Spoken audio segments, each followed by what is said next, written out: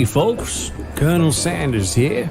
Now some of y'all may remember an accursed statue of me being a participant in this here tournament in years past, and while my sunken likeness may not have taken home the grand prize, I'm happy to introduce you to the new home of the glorious Tournament of Victory.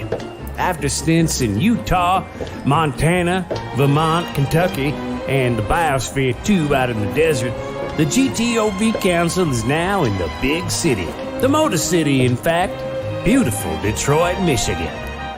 Let's crack open the door and get some of that fresh city air. Ah, yes. Just listen to the sound of that commerce and industry.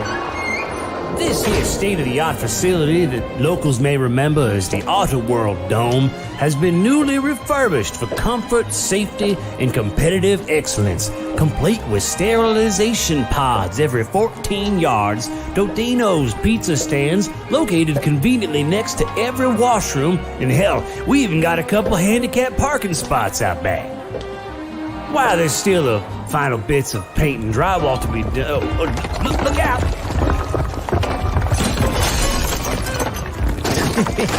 You can be assured that when you and your family come by Auto World 2.0 to see the glorious Tournament of Victory in 2021, you'll be safe as pie. Now why don't you take your seats? Hell, y'all paid $22,000 apiece for them. And the Colonel here's gonna do his part to prevent the spread of deathly plague by strolling through one of our handy-dandy Auto World 2.0 sanitation pods. See y'all in the funny papers, and don't forget to try my chicken. Sir, please approach the sanitation pod. Now what, I just step into this pod here? Yes, step inside. Okay. Seal the pod. Activate.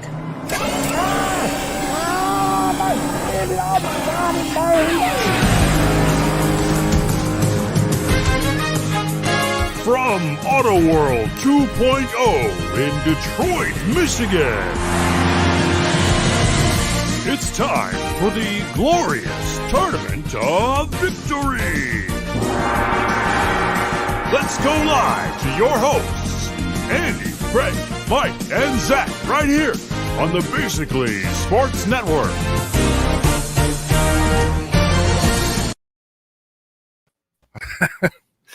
All right. That is the most production you've ever had. Yeah. It is time, ladies and gentlemen, for the 2021 Glorious Tournament of Victory Selection Show. Yes, indeed. Ninth Ring one. the gong. Believe that shit? Nine times we've done this now. 9 times. Yeah. Feels good. Hold on. I've got to get the proceedings underway properly here. Hold on one second. Good.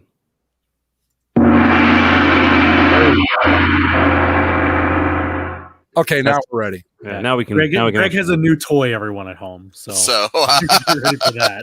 Yeah. Well, we found out quite by accident yesterday when we were doing a test run on my new mixer and microphone that anything I play off my computer comes through on the show now, which is kind of cool. Yeah, it has its ups and downs. So we'll see how it goes. But it was an interesting little test session. But yeah, so I mean, it's. I'm still waking up. I've had a weird day, so I'm sorry if I'm like a little off. Yesterday was vaccine number 2 day. So, congratulations. Yeah, thank you. But it does, for me at least, it made me feel like shit most of the day. So, well, that's the microchip tracking you. Right. Actually, I was talking to my girlfriend about this, and she said that there is research out there that suggests, now they haven't really come through with this yet, but that the reason that younger people might be having a tougher time with the second shot is because of hormones, believe it or not. Old folks have used up all that shit, so it's not as bad on us. So who knows? That's just a working hypothesis right now, but who knows? Could be it. Because I've got people that are older than me that got the second shot. And like, it was nothing. Well, I'm getting my first shot on Friday, so that should be interesting. We'll see how that goes. Do you know which one you're getting? Moderna. Okay. Yeah. I've heard Moderna's got the worst, not the worst, but the side effects from the Moderna. If you get the second shot, side effects are worse than they are with Pfizer, and we don't know. That is what I've heard. Look, I'm just happy it's not Johnson and Johnson because they own the New York Jets. So really, if they put the same gusto into that operation as they did oh god, the vaccine, then that's the one I was gunning for because I only want to take one shot, and I want one that's not mRNA based if I can get it. Well, yeah, but on the other hand, it would be a vaccine made by the same people who hired Adam Gase. So fair point. Gives me something to think about. Just to give you an idea, Moderna, my wife had that, and she the second shot like knocked her on her ass. Like she was pretty rough for 5-6 hours. But I mean, is one of those things to where, you know, in movies how people will go to bed and they'll be covered in like sweat and just like shaking and pale, and then the next day they wake up in like clean sheets, all dry, and it's bright sunlight. It was kind of like that. She woke up feeling infinitely better. So. Hey, you know, if the worst thing that happens is that I go to bed with the chills and wake up vaccinated, then I'm not complaining. Well, Zach, do you need some more last-minute time to do your selections here? I mean, what order depends on what order we're announcing these, I guess. Would you like to go last just to buy yourself some time? I mean, sure. Okay. This is we take this very seriously. Absolutely. I got, like I said, I was finishing my bracket literally minutes before Andy and I signed on to run one more live test of the new equipment. It's one of those things where, like, you know, we have the ideas all year, and thankfully people have, you know, started to tabulate these things. But on the other hand, we got busy long, and sometimes we don't think about it until like, It is interesting that actually there was just a new addition to my bracket. Breaking news breaking news just now that made it in. So you'll all have to stay tuned for that. While we're here, really quick, speaking of people keeping track and stuff, we got to throw this bad boy up real fast. That was done by our friend Adam Fuentes, who is one of the, I think he's the best in the business, but that's because, you know, I'm biased that way. But this is the logo he did for us this year. He's done them every year, I think, since the first year. Is that right? Or am I remembering that wrong? Sounds about. Yeah, I think it was. Yeah. He's been making them for us for a very long time, and they're always great. Yeah, and this was Andy gave him the idea for this, which I think is perfect. It's, how'd you put it, Andy? It was like a classy, I forget, ironically classy. Ironically classy, because I wanted it to look like the NBA Finals logo, to where it's like this kind of swooping, you know, ornate looking thing, and I don't know. I just thought it'd be funny just to contrast how stupid this thing is with, like, you know, just something classy. But because he plus, you know, like Adam, he's done some really interesting ones on his own just in the past that were kind of interesting, and like just I like having the little variety there too.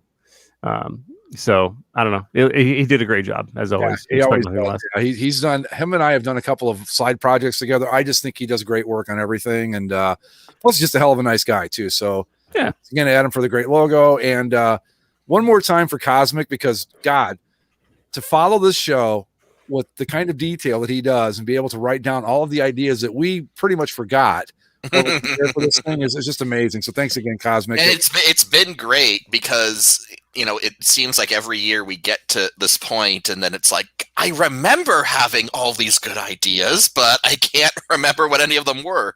Yeah, and he put down as many of them as he could keep track of. And I decided, in honor of that, all of my entries but one have come from his list. Two, I'll take it back. One of my entries I got from Adam, and the other six are from Cosmic, and then one that I had to throw in on my own. So anyway, who wants to go first? Who wants to begin the selection show here? I'll kick us off. All right, hold on a second. Take it away, Mike. Thanks. This is my first show in 2 weeks, so I'm right. I'm a bit eager. I'm a bit eager to get back in the saddle. Coming in at number 1 in the Sentinel Prime Memorial Region. Wait. Go backwards. Go 8-1. Oh, 8-1. Okay, 8-1. Okay. Don't bury the lead, man. Okay. Okay. Trust me, the 1 seed will be worth it when we get there. So the number 8 seed in the Sentinel Prime Memorial Region of Excellence is Reggie White's Asian Television Watch.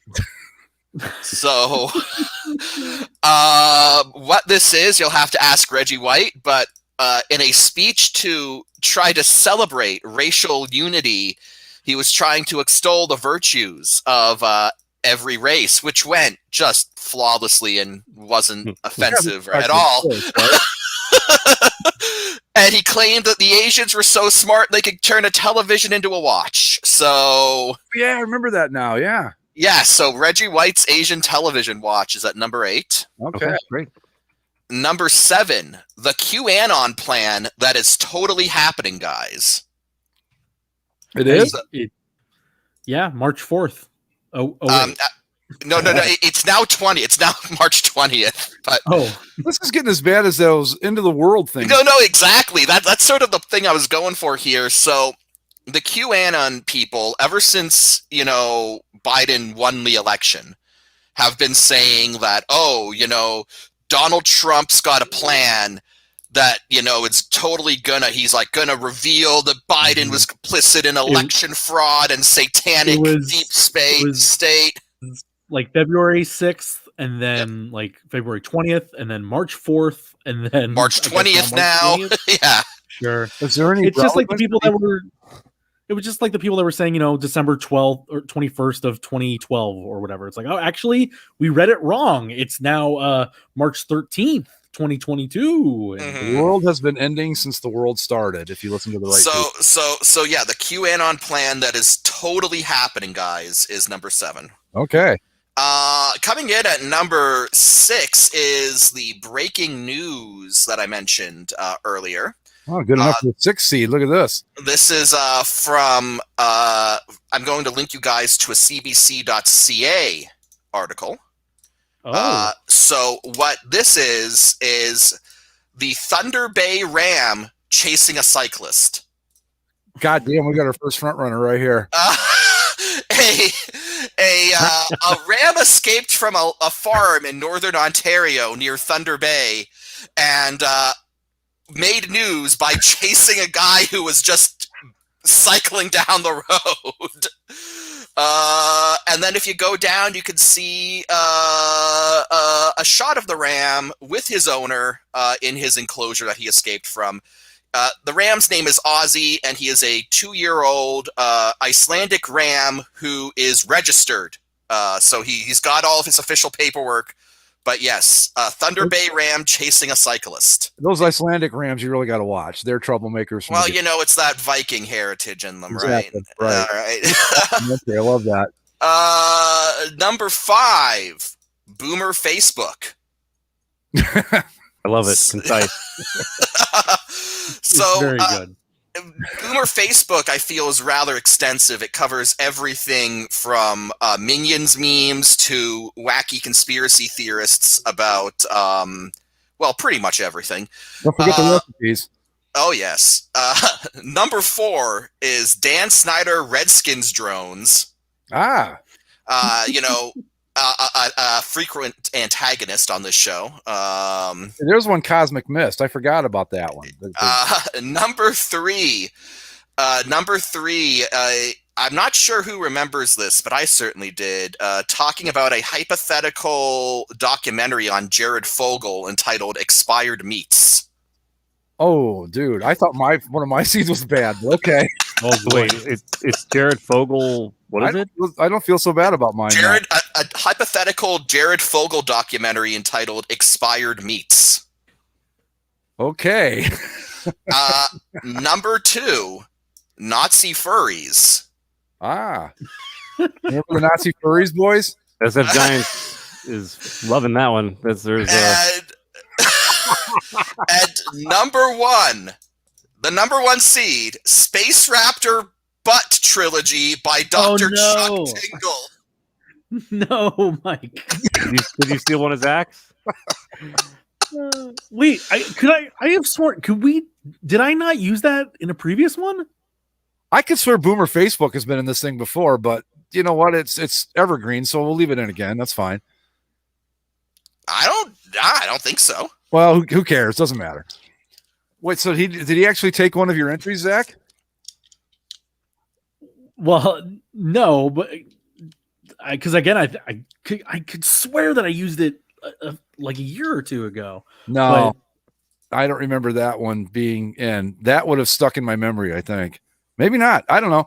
But maybe it's been the Space Raptor Butt trilogy has been a source of joy and memes among my friend group for quite some time.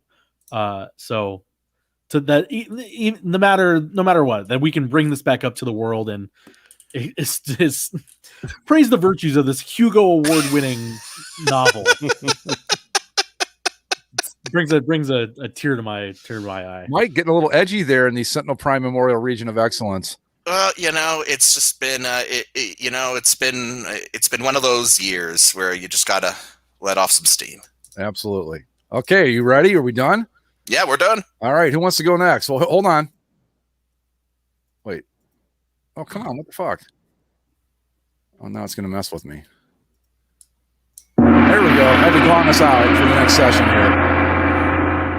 I'll go next if nobody else wants to. No, go ahead. That's fine. All right. So, in the What It Means to Be a Cleveland Brown region, subtitled the Baker Mayfield. Hey, he's not bad. The number 8 seed is one from, I think when we first started doing the show live, I think our listener Chaos Blast is from this area, but 12-Foot Davis. Remember 12-Foot Davis, guys? Oh, yes. Yeah. The, what was it? The Western Prairies of Canada Conference? Right? Yeah, the Canadian Prairies, yeah. Yeah. This is another one from the show. The planet Jattern, where all the lost votes are being hidden. Right. That's where they put all the Trump votes. That's right. That's where they all are. The planet Jattern. Not Saturn or Jupiter, mind you, but Jattern. Jattern. Number 6 seed from the Alternate Universe Conference, Alt-Right Andy. I discovered on YouTube one day and still can't get over it. That's so very weird. Alt-Right Andy, number 6 seed. Number 5 seed from the Chimp Conference, which has kind of become the Big East Conference of late. Not quite up to its old glory. Chimp Kiss Tribute Band is our number 5 seed. I am shocked it's taken you that long to bust that out. Yeah, it just kind of popped out today. Actually, I got to give my girlfriend credit for this. She said, you should do Kiss Paul Stanley. I'm like, oh no, we've got to do, or Chimp Paul Stanley. I said, no, we got to do Chimp Kiss Tribute Band. So there it is, number 5 seed from the once mighty, but not so much anymore Chimp Conference. The number 4 seed is the legend of Cocaine Bear, who I just discovered a few weeks ago, thanks to a tweet from Andy, I believe.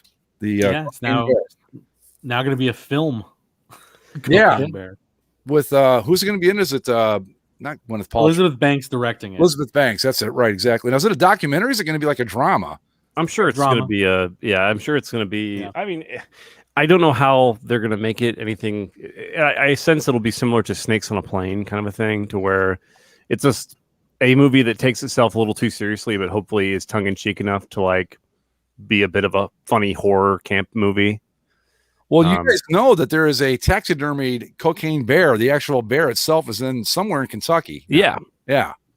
Which $74 million worth of cocaine or something. It was 170 pounds or something like that. 75 pounds. He ate all of it. And I was reading the toxicology report, and they were like, this bear didn't last 5 minutes after this. It was horrible. But anyway, so at number 4, the Legend of Cocaine Bear. At number 3, a Bass favorite from the It's Texas Being Texas conference, President Bible Gun. Oh, you son of a bitch! You took that. Well, you can have him back. I've got others if you need him. Oh, I thought I totally claimed him. Like, all right, no, he's yours then. Sorry about that. All right, never mind. Hold on, one second here. All right. Yeah. We will replace that with my hate watch of the show Homeland. Oh, God. Yeah, but you didn't even finish it. I know, that's the point. At a certain point, don't you just go like Nope. It doesn't matter. Like No, I gotta see no. it through to the end. No, that show got so fucking stupid. I said, you know what? No, fuck you. I won't do it now. It's a matter of principle. I'm not watching it. Just not. All right. All right, number 2 seed from the Irony Ironic Conference. Made in Mexico, Golden Idol Trump. Oh God. This is such a good one because like if you think about like Trump's base, they like to paint themselves as they're the religious they're the religious folks, right? They're the God-fearing Americans, right? I don't know about the religious part, but the rest is right. Yeah. I mean, we're the Republican Party. We're the party of religious freedom and all that stuff. Well, forgive me, Republicans, but if I remember correctly, doesn't the Bible have a whole thing about golden statues? Oh, I think the funny part's it's made in Mexico. I mean, there are layers at work here. The thing that got me was it was made in Mexico. I thought that was hilarious. All right, and number 1 seed from the wildly inappropriate European TV show division, the conference. And this was going to take a little explaining, but this came from Adam, and this was months ago. It's a show called John Dillermand from, I believe it's from the Netherlands. What? Denmark. Okay. It's Denmark. Is it Denmark? I'm scrolling through the thread and I actually just came across that. So, would you like me to read the news article? Yeah, straight to the description. If you would, please. Yes. Okay. Denmark's flagship broadcaster suffered blowback over its newest children's TV program. Yeah. John Dillermand, an animation starring a man with a penis so massive and flexible that it can save children from danger, fetch objects from a river, and operate as a pogo stick. Oh no. In one episode, for instance, the mustached Dillerman uses his gigantic stripy organ as the lead for his dog, but quickly finds himself inundated with requests for his neighbors to take their pets on a walk too. At another point in the show, he was stuck floating midair after balloons are tied to his groin. In another episode, he breaks a friend's vase with his penis and must raise money to pay them back. And in one more, he uses the penis to steal ice cream at the zoo. Because you all want ice cream that was stolen with a penis, right? The show's opening montage also shows him using his genitals to keep a lion away from a group of children. Like with a whip? At least he doesn't clarify. Enormous, extremely flexible penis for good. He could have been a real villain with this thing, but no. Truly. So there you go. From the wildly inappropriate European TV programs for children, John Dillermand. Is that the name of the show? Zach? Yeah, John Dillermand. Yeah, to give you an idea, he looks like it's claymation or some sort of similar vibe. His penis is limp, thankfully, and he's wearing like an early 20th century bathing suit, like a full body bathing suit with red and white stripes, like Waldo. And the penis itself is also covered in red and white striped material. It's sort of like Marsupilami. If any of you 90s kids remember watching an ill-fated Disney cartoon called Marsupilami with a very, very long tail. And it's sort of like that, only it's a man with a mustache and a long Where's Waldo dick, it looks like. Because, of course, he has a mustache. Of course. Yeah. There's John Dillermand. Yeah. I've got to wonder, too, how in the world this made it to the air. I mean, I don't care where you are. Yeah, it's Europe. I don't know. Yeah. Okay. Yeah, I suppose, but I would get it if it was a humor program that they played late at night for adults. But this is a kids program. Come on now. But if you've ever been to Europe and left the TV on, you learn European TV is not. It's a little different. Well, yeah, it's a little bit different than United States standards. That's by it. So anyway, there you have it. The what it means to be a Cleveland Brown region, number 1 seed, John Dillermand. Okay. And that's for the what it means to be Cleveland Brown / this guy's not too bad. Mayfield, he's not bad region. Yeah. Okay. The Baker Mayfield, he's not bad. Okay. All right. I'll do mine here. And unfortunately, everyone already knows my number 1 seed now because Sorry. It's all right. No, it's all right. He was always going to make the tournament. But anyway, so just to rehash number 1 seed, since it's already been over, then I'll work my way from the top down. It's President Bible Gunn. He was the hypothesized president. Oh, this is for the peanut butter is good region, by the way. President Bob Gunn, representative of all of the ideals and principles of the great state of Texas, who is which is freshly thawed. All right, so number 8, I'm going to need probably to show you guys because it's something that needs to be seen to be understood, and it's a. I'll just go ahead and share my screen here. This is a sloth. It's Fifi the Flossing Sloth, which is the just made in there from the Why the Hell Is That a Thing conference tournament. Floss it out with Fifi the Flossing Sloth from Zuru Pets Alive. What? Floss like a boss. Fifi flosses to 3 epic songs with a hilarious booty wiggle, just like Grandma. The hero of the floss. New Pets Alive, Fifi the Flossing Sloth, each sold separately. Yeah, so that is... Okay. So I'm curious to see how the voters treat this thing. I'm hoping that it's out immediately. That would be the best for everyone. Number 7. Now, number 7, you guys might be actually able to shed some light on it because I don't. So, like some of you, I don't know how many of you do this, but I keep a little notepad on my phone, a little note file with entries or potential entries for the tournament, just months back. I always mean to and forget, but yes. Same here. Yeah. Well, either way, I decided to give it a whirl this time, and it paid off, I guess. But I had this one in there that it was all it said was Andy Reid with pocket hamburger. So I don't know if there was if there was a story of him with a cheeseburger or a hamburger. No, I think it's something that we made up. I think because it was like when he gets asked after when he wins, like, oh, what are you going to do to celebrate it? And he's like, oh, I'm going to go have a cheeseburger. And so I'm sure that we made a joke that he probably just has one. Sure. Okay. In his pocket's ready to go. Well, either way, number 7 is Andy Reid with pocket hamburger. So I figured that, maybe he could just pull out visual that we can all get. Yeah. Right. And number 6, I have evidence of this existing, which I shared with you, but I'm not going to share now. So the story goes is it's probably like, I don't know, 11:30 at night, and wife and I are just in bed just falling asleep, reading or messing around on our phones and stuff. And I see this tweet and it hits me so perfectly that in terms of like just fucked up weird things, I start laughing uncontrollably to the point to where my wife is like, you need to knock it off. Go to the other room or something. Cause like, you've been laughing for like half an hour. And essentially what it is a tweet made by an individual who went to Walmart and it's already funny. Yeah, he went to Walmart and the words. Here's what he says. He said, "So much fun at Walmart today. They had a thick with 2 C's and succulent raw turkey. Just asking for it." I remember this. Yeah, I do remember that. I got so horny that as soon as I got into my car, I dropped my pants and just started raw dogging her. Hashtag Sunday Fun Day. And there is apparently, I have not seen the moving image. There's a GIF attached of this man. Moving image. You've got to see the.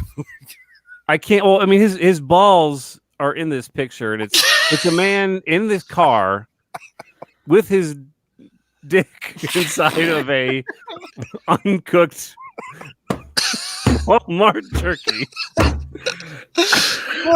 So guys, number cancel 6. the tournament. I don't even want to run against something like that. I can't. Number 6 is Walmart turkey fucker. I think the thing that just pushes it over the edge is the Sunday Fun Day. Yeah.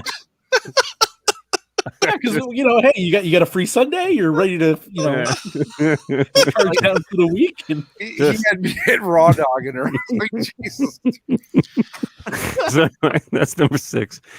Oh man, I just looking at it just makes me fucking laugh. But it's fucked up though. And in all honesty, it is a dreadful thing this man has done. But it is funny as hell. Okay. Number 5. None of them are probably as weird as that. Thankfully, the rest of the way. How Number is that 5. 4, Andy? Well, it was number 6. I made it number 6 because I'm ashamed of it, and it's just, I just feel like it can't. Out of shame, I just can't have it be any higher. Number 5 is the hypothesized dark side of the moon garbage dump. Oh, okay. No, Proposed that in the show's history. Number 4, I just kind of found in browsing around, just went down a couple rabbit holes. It is Centeotl, the Aztec god of corn, is number 4. Oh, So That'd be a tough one to beat too. I don't know, man. This is going to be either the most fucked up Final Four we've ever seen. So Centeotl, the Aztec god of corn, no doubt is going to lose to Turkey Fucker or something. It won't even be close. It'll be, I totally foresee it. It'll be like a Jupiter situation to where people will be like, I ain't voting for Jupiter. Fuck that. Anyway, number 3, making his final tournament bid. He is making one final run. He had a good conference showing, enough to pull a 3 seed, and after this he will retire from the GTOV. It is Daniel Day-Lewis's acting ability, making one final run. Oh, okay. I felt like Daniel Day-Lewis's acting ability was worthy of one return trip to the tournament. If he really wants to impress me, he's got to play Turkey Fucker guy in a movie. We'll see how far. Really got to get into it. Yeah, he'd commit. He'd be fucking that turkey. He'd be shipping raw turkeys from all over the country out of season for Daniel Day-Lewis to get in the character with. Oh, and number 1 is President Republican, but number 2. So this is a I can't. So it's hard to say. So this is based in it's theory. I don't think there's any necessarily proof of any of this, but in the era of Joseph Stalin, he put together a program in which Russian scientists would crossbreed apes and men, and attempting to create a super soldier. Yeah, this actually did happen. It was. I saw this. Yeah. Yeah, this happened. Yeah. He wanted an invincible human being, insensitive to pain, resistant, and indifferent about the quality of food they eat. So they tried to like sell you, like using cells, get them to breed. They took human sperm and injected it into like female apes and tried to create human ape hybrids. Right. Yeah, and I think he somehow got funding from the Russian government until they actually figured out what he was doing. Yeah. Right.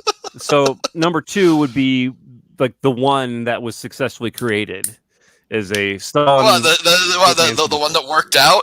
Right. The one abomination that lived on. So that's my number 2. Is Joseph Stalin. So he's a Russian ape man that speaks a Russian ape man, huh? Okay. Yeah, okay. So. And then number 1 is President Babelgun, of course. That is the peanut butter's good reason. Bible gun number 1 seed. I didn't realize you'd taken him because he wasn't claimed by anyone. But okay, great, good. Yeah. I have a quick update here. My hate watch of Homeland has been disqualified. So it's being replaced with the Estonian wife carrying at my number. Oh, okay. Pradice is going to be happy about that. Actually, it's not. I just thought it was a better entry. So again, fuck Homeland. There you go.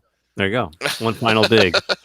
All right. So, and are we ready for Zach? Or Zach, is that a better question? The goddamn Batman region is ready. Okay. Oh boy. So we'll go from 8 to 1. Number 8, Windows updates. They always take too long, and they come at the most inopportune times. Mm-hmm. So Windows updates, a particularly annoying foe. Fine entry at number 8 seed. Wow, I'd give it a little higher than that, but all right. Number 7 is a 24-hour leaf blower going on outside your window. Anybody that lives in Southern California, you have your gardening crews, and you're in the middle of trying to do something, and there just happens to be that leaf blower. You don't know where it is, but it's just outside your window somewhere, and all you can do is hear it.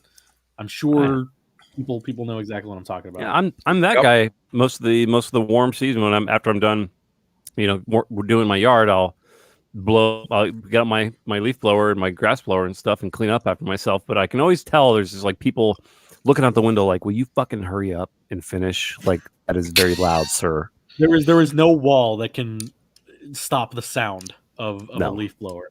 This is true. Same thing happens in Florida.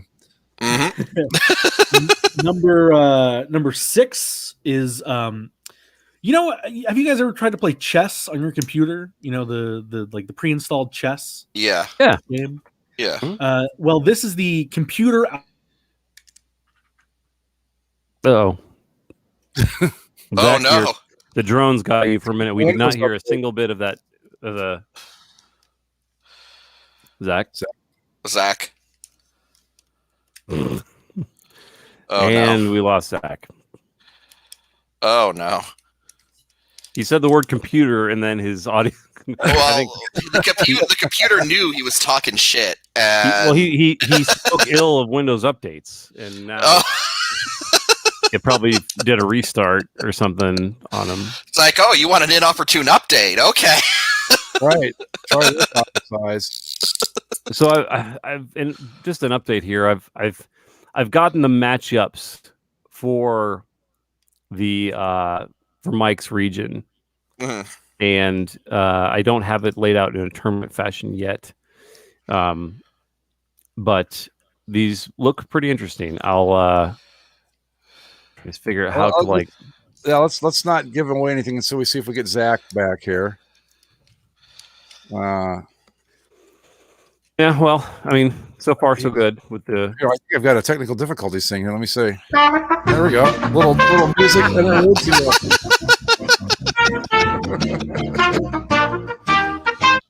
I don't know what hell happened. I think you're right. He mentioned computers, and the computer god struck him down. Hey, Cosmic, write that down for next year's GTOV. The computer god striking down Zach. That'll be a good one. I've been watching. There's no. Because I guess this afternoon was the first NFL free agency kind of thing, if I'm not mistaken. And there's been a few, noteworthy things occurring, but a lot of it's just the underbelly of rosters being shuffled around.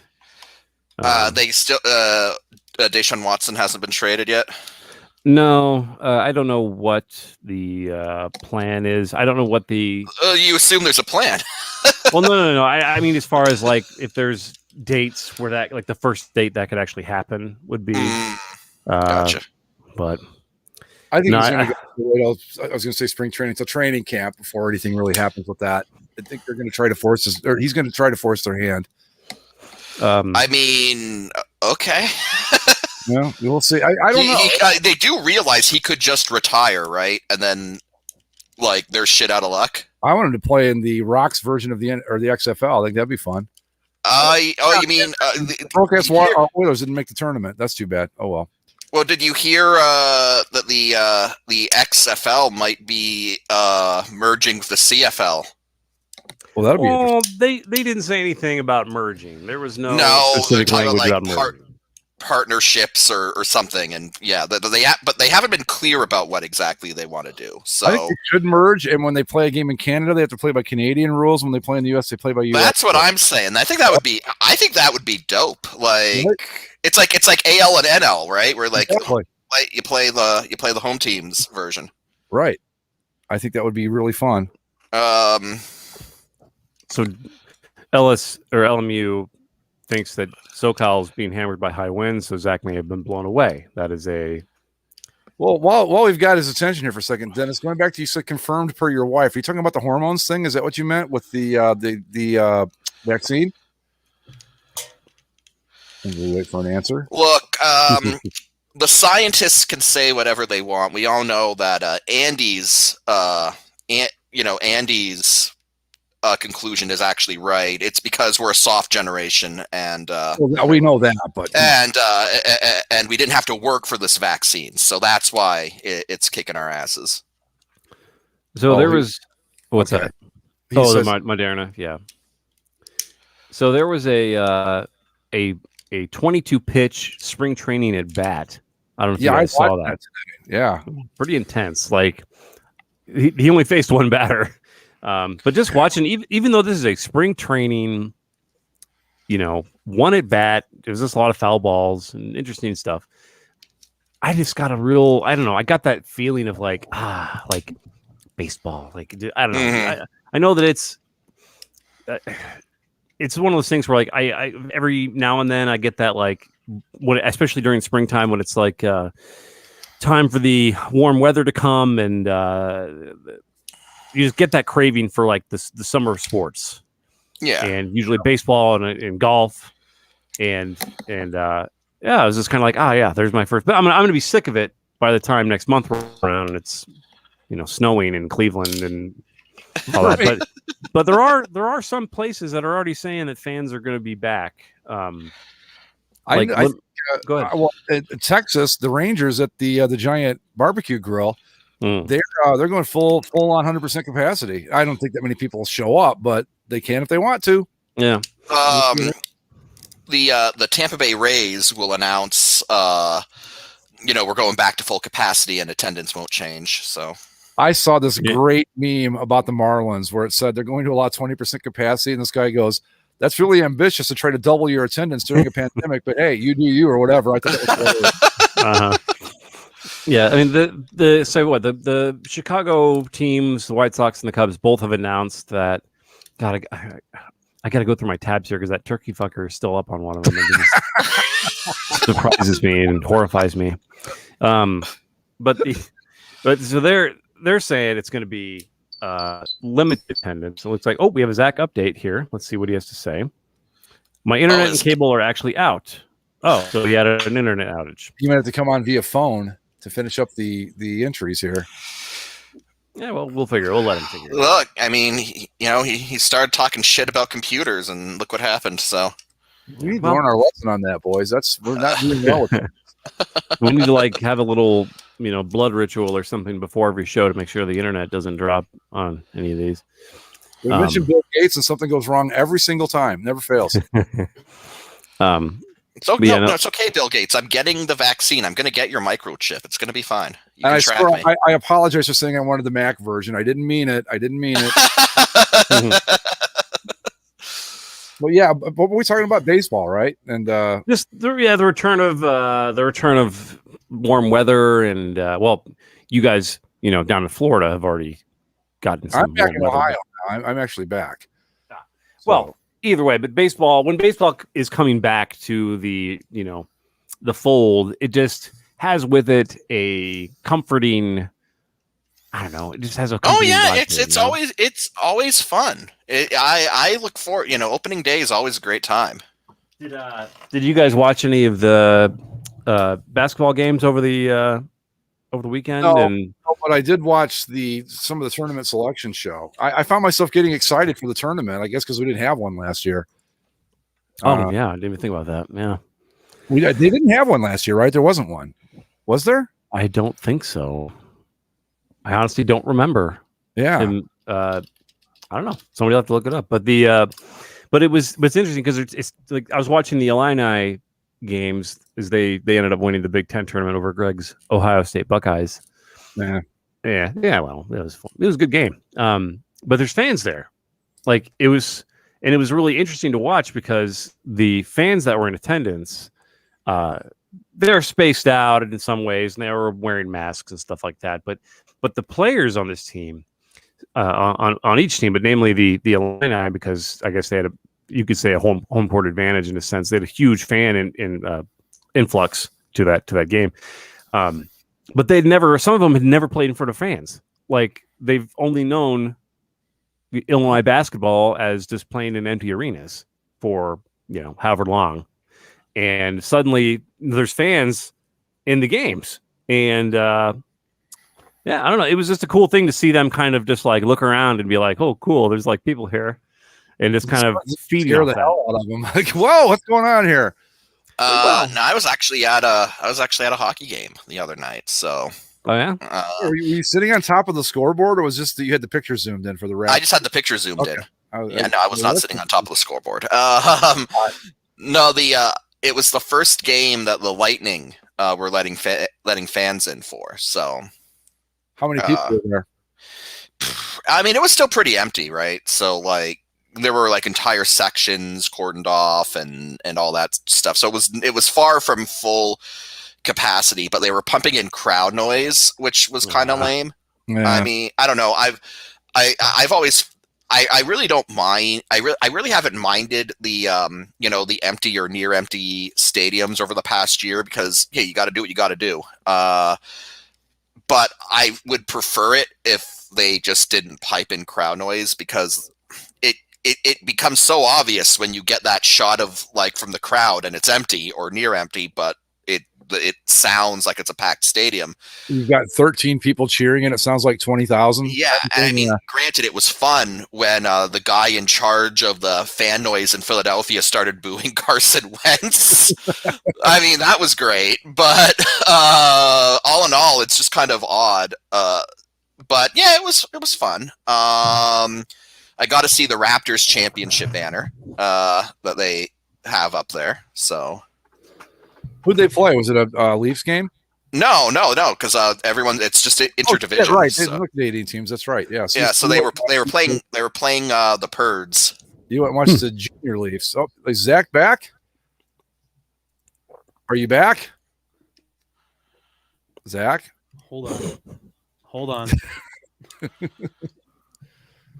How about now? Yes. Hello. Oh, there he is. Okay. Jesus Christ. There's like it's been really windy here today, and like the phones are actually down. Like that's what Dennis said. That it was probably the wind. Yeah. So sorry about that. That's okay. Where did you last hear me? The last thing you said about computer, and then you went off. You were talking about computer chess, and then you like went off before you could actually explain what the entry was.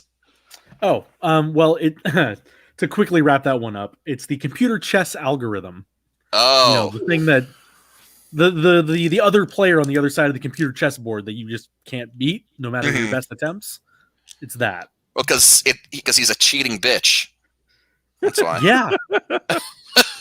I watched the Queen's Gambit. I tried the Queen's Gambit, and it beat me in 3 moves. How dare it? 3 moves? How dare it? Wow. Or like four. It was bad. That's tough. Yeah. It was pretty bad. We need to talk about Queen's Gambit at some point too. I don't know if you guys have seen it, but it's worth discussing. Good. I have not, but I will watch it and we can discuss it. Okay. So just to review, I've done Windows Update. Yep. Right. And I think that's leaf blower started, but that's just 24-hour leaf blower. Yeah. Then computer chess. Right. Yes. And I haven't done. Right. You cut out. You're at number 5. Oh my god. Okay. So I did that one. I did that one. I did that one. Okay. Number 5 is it's hard to explain, so I'm gonna send you a link to show you what it is. It's Shrek butt toothpaste. Oh God. Pardon? Shrek butt toothpaste. Well, let's take a look here. Is Andy? Can you grab that? I'll pull it up here. It looks. It's from the Blurst image, which is a combination of blessed and cursed from Reddit. Oh, so here you go. So plastic Shrek. Oh no! It's like toothpaste is coming out of his butt. The tournament has taken a very unusual turn this year with all these things. You go. All right, yeah. So that's that. Okay. Number 4. Now, this is something that's recently come into my life, and I'm currently battling it as we speak. I have another session with physical therapy tomorrow. Sciatica. Not great. No. Not fun. Are you 73? Yeah, right. No, I had a very bad work from home setup. So that led to back pain that despite me like finally getting a good chair and desk, once that ball starts rolling down the hill, it's it's too late apparently. Yeah. So it was just a matter of time before you wake up one day, it's like, holy shit, I can't walk. So sciatica, don't wish that on anybody, but it's a valid entry in this tournament. It's absolutely formidable. Sure. What should we put at number 3? Number 3 will be the Sentient Funko Pop collection. So you've seen a Funko Pop, the little dog with the dead eyes. Imagine an entire collection of them come to life. It's like Toy Story, but horrifying. Right, exactly. Of all shapes and sizes. Number 2, this is something that came in. I really just discovered the other day, and I was kind of waffling. Basically, there was a great conference tournament matchup between these two entries, and this one it defeated My Pillow CEO Mike Lowell in a tight match in the right wing nut jobs that need help conference. But your number 2 seed is the Papa John's Racism Rehabilitation Program. Have we had our day of reckoning yet? I don't, because obviously he got kicked out as CEO, actual Papa John, for saying the N-word, in a meeting. And it was revealed, I guess, just last week that it took him 20 months to remove it from his vocabulary. And he's still working on it. Still working on it, yeah. Working on it. How hard is this to do? I mean, it's really got to be ingrained in you if you've got to work that hard not to say it. Right. That's what I mean. So it would be like us saying, okay, we're not going to swear anymore. That's a little bit tougher than dropping a racial slur. But yeah, he's acting like, oh, I'm just having a hard time getting rid of it. It's like, how the fuck hard can it be? Idiot. Yeah. So, that's Papa John's Racism Rehabilitation Program. I like it. God. And number 1, it's a combination of 2 of the best, quote unquote best, in your whoever's opinion, things to enter the visual mediums over the last several years, and I'm bringing them together to create one force that is the number 1 seed in this tournament. I present to you on this very week of a huge premiere coming at the end of the week, Cats, the Snyder Cut.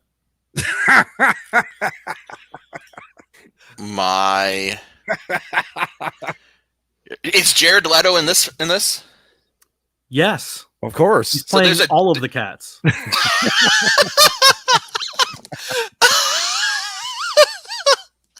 Every single one. He lived as a cat for the last 6 months to try and figure out which cat he should overact as.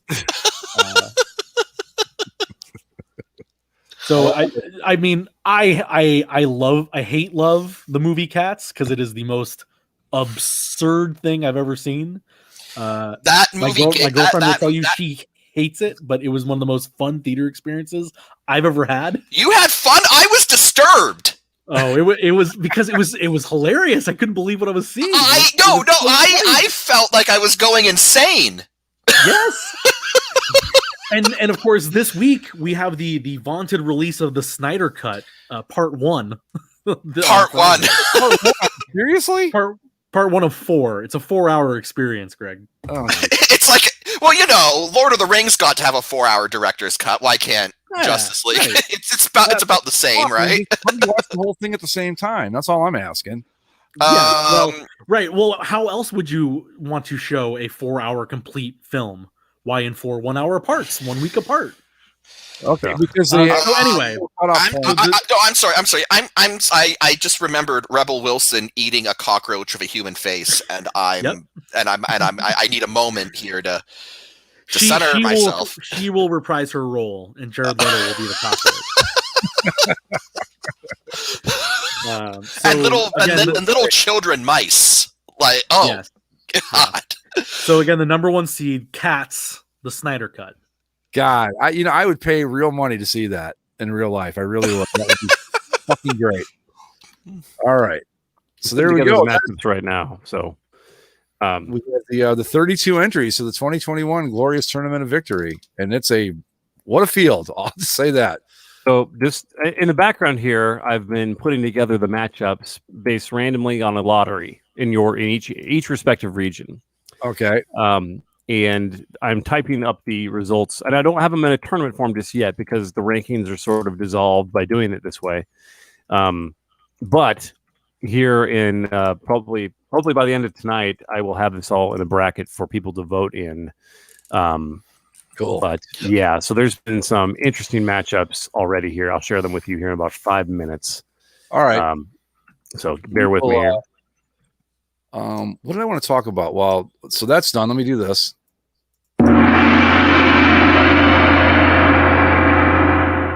Okay. There was a sports related thing I wanted to bring up, and I can't remember what it was now. Oh, it doesn't matter. I suppose. We're talking about March Madness, talking about people in the stands and stuff like that. Oh yeah. I brought up the Rangers are going to have 100%, right? Which I really seriously, if they sell out, that will be amazing to me, because I just don't think that even with that, with the restrictions taken away, that people are just going to storm into that place. I mean, I could be wrong, but I really don't think it's going to happen, but we'll see. It'll be interesting. It'll be a nice little experiment for sure. So, but yeah, I was watching. Mike, you attended a sporting event. Yeah. It was. How was that? It was actually kind of well, I mean, limited capacity, so it was not anywhere near full. A lot of social distancing measures in place. They got, they were quite insistent about, if you were not in your seat, you needed to be wearing a mask. Which, hey, no complaints from me, no problem there. But it was as weird as it was for them to be piping in like full capacity crowd noise when it was clearly like, I don't know, 10% full. So they were still pumping in the crowd noise with you in there. Yeah, they were. Huh. It was still fun to go. Like, it was still fun to be at a live hockey game. So Mike's like our canary in the coal mine. He's gone to movies. He's been to restaurants. He's gone to a sport. Well, that it's Florida, so there are no restrictions. You can just do whatever you want. Movie theaters have opened back up in California too, and hell, theme parks are opening next month. When I was in Florida, there weren't restrictions, but it wasn't like it was the Wild West either. But something I thought of, guys, that we should probably talk about. Yes. The NHL returning to ESPN. Yeah, huge 7-year deal, 4 Stanley Cup Finals, and hell, the thing that I think is the most exciting for me is the NHL.TV product, which is basically NHL Center Ice for streaming, is being folded into ESPN Plus. Nice. So for somebody that already subscribes to ESPN Plus through like the Disney Plus bundle, I will get every out of market NHL game on ESPN Plus. Now, let's say that if I wanted to sign up for say I wanted to extend my Hulu package to include all that stuff, would I? Yeah, you'll have an option. You should be able to do it. Well, I know, but will it cost me more because I wasn't there? Like I wasn't grandfathered in. Is what I'm asking, basically. I don't know. The bundle I have is Disney Plus, Hulu with ads, and ESPN Plus for $13. See, that's what I'm wondering. If you sign up when the NHL package starts, if you sign up, will you get the NHL.TV? I don't know. We'll have to find out, I guess, because that kind of money, I would do it. Yeah, I mean, that's assumed. They didn't say that it was going to be an additional charge, but it didn't sound like it was going to be. The other thing is ESPN Plus will have 75 exclusive games, meaning games that aren't going to be on ESPN TV. Right. They won't be on your local channel. They will only be on ESPN Plus. So that's kind of a big move in terms of streaming sports. I think this is going to be huge for the NHL to be on 2 networks like every other real sport in the world. Lord knows it's taken them a while since that lockout in 2004, but they've crawled their way back to respectability. Good job, guys. Good job. It'll be interesting. Now don't fuck it up. I've got the matchups, guys, by the way. Okay. All right. So if we can do this real quick, then we can jump back into talking ESPN on hockeys, which is awesome. But all right, so I guess we'll go in order how it was presented. What did Mike? Did you go first? Right? Yeah. Okay, this is Sentinel Prime Memorial Region. So the first matchup will be the Jared Fogle documentary. Was it What Meats? Something Expired Meats versus the Thunder Bay Ram chasing a cyclist. That'll be matchup number 1. We have the Space Raptor Butt Trilogy taking on By Dr. Chuck Tingle. By Dr. Chuck Tingle taking on the Dan Snyder drones. Oh, Okay. And the final two matchups: Asian TV Watch by Reggie White taking on the QAnon Plan. And the final matchup, which is going to be fascinating because they're kind of one of the same, is Nazi Furries versus Boomer Facebook. Oh, only one. that could get real ugly. Only one can emerge from that one. This is there's the Cleveland Browns, what it means to be Cleveland Brown region / that's Johnny, or not Johnny Manziel. Christ, he's terrible. Baker Mayfield. He's not bad. Yeah. Okay, so we have Planet Jattern versus the Golden Trump Idol. Jattern's where all the Trump votes are put, so that should be apropos. Yeah. We have Estonian wife carrying taking on Cocaine Bear. The Chimp Kiss Band will battle alt-right Andy. And then appropriately, John Dillerman will take on 12-foot Davis. Oh boy. Truly. That's a nice international matchup right there. Truly. John Dillerman showcasing his 12-foot Davis. My God. From the Peanut Butter's Good region here, matchups are Centeadal, the Estic God of Corn, will take on Daniel D. Lewis's acting ability. The Dark Side of the Moon Garbage Dump will verse Andy Reid with Pocket Hamburger. And the Flossing Sloth will take on the Stalin Super Ape Man Soldier. And finally, of course, an unfortunate matchup. President Bible Gun will take on the Walmart parking lot turkey fucker. Oh no!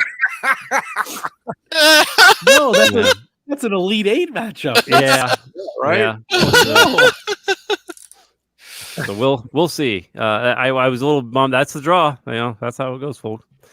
Goddamn Batman region finally. And some of these are really weird. We have the Sentient Funko Pops will take on the Cats Snyder Cut.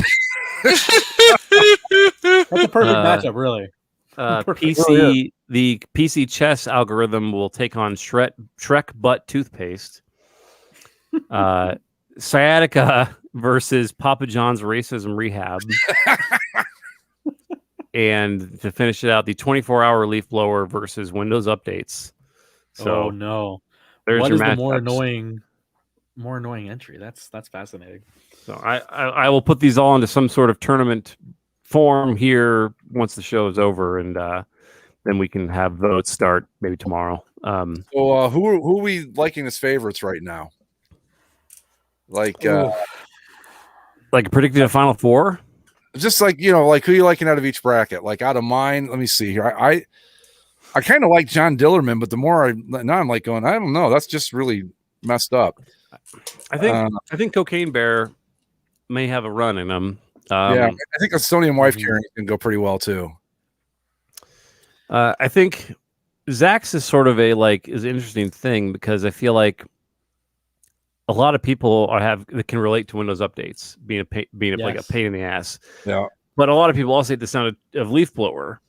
So, and a lot of people probably have issues with sciatica. So it's sort of like, which one am I most annoyed with? Bracket. Yes. Yeah. It's very yeoman's bracket or whatever it is. But I feel like Windows updates has a good chance to go a long way because it's a simple concept that's rather ubiquitous. Mm-hmm. Looking at and everybody's Mike's, run into it. Sure, no, we've all encountered it at some point, but I really hope that Nazi Furries doesn't go very far. I just want it to stop. But for the memes, it may go pretty far. At least it's not the Nazi dog people. What is the Nazi dog people? The Nazi what do we call furries. the dog people? Oh no, the people. Oh, that, the human pups. Human pups, right? Human could have been Nazi human pups. Oh, but... I'm glad. Yeah, human pups. I forgot all about those. I'm glad they're not in this either. It just wounds me. This is one that I see on the list that I'm surprised didn't make it. Dystopian future ape history teacher that you allegedly claimed, Andy, but I guess not. Yeah, no, I just again, it's one of those things where I wrote it down and I don't remember at all the context about it to the point to where it's like I can't describe it. All I Right. know is that it's just like this hypothetically weird thing. So it's like, to me, if I'm presenting that, I need to sort of have an idea of what it is. And while I had a similar situation with Andy Reid's pocket hamburger, at least it's an easy enough thing to visualize.